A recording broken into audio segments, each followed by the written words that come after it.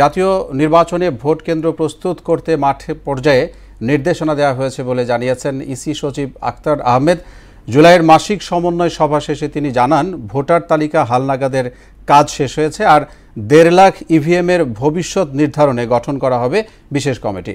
MR আসাদের রিপোর্ট। নির্বাচন কমিশন সচিবালয়ের মাসিক সমন্বয় সভা শুরু হয় সোমবার বেলা 11টায়। পরে সাংবাদিকদের সঙ্গে কথা বলেন ইসির সিনিয়র সচিব আখতার আহমেদ। বলেন, ভোটার তালিকা হালনাগাদ ও এনআইডি সংশোধন বিষয়ে আবেদন করেছেন 31 মে পর্যন্ত, সেইগুলোকে আমি 31 অগস্টের ভিতরে কমপ্লিট করব।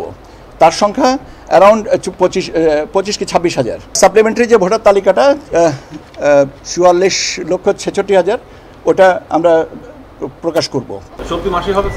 অবশ্যই এটা করতেই হবে, তো তা নাহলে কেন এরপরে ওজোর আপত্তির ব্যাপার আছে, সংশোধনের ব্যাপার থাকতে পারবে ইত্যাদি।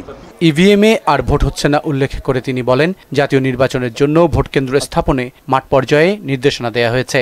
আমরা আজকে মাঠ পর্যায়ে বলেছি যে তোমরা you start working on it, কেন যেগুলো অতীতে ব্যবহার করা হয়েছে যদি সেগুলো সম্পর্কে প্রশ্ন থেকে থাকে তাহলে সেগুলো সংশোধনের ব্যবস্থা করতে হবে। ইভিএম নিয়ে গত কমিশন সভার পরেই আপনি মাননীয় কমিশনার বলেছিলেন যে আমরা এটার ব্যবহার করব না। এখন এটার ফিউচারটা নির্ধারণ করার জন্য একটা কমিটি করা হবে, সেই কমিটি উইল ডিটারমাইন যে এটা ব্যবহারটা কি। ইসি সচিব বলেন, নিবন্ধনের শর্ত পূরণে আবেদন করা দলগুলোকে বেঁধে দেওয়ার সময় আর বাড়ানো হবে না। মাঠ পর্যায়ে সেটা পরে নির্ধারণ করা হবে। এমআর আসাদ, মোহনা সংবাদ, ঢাকা।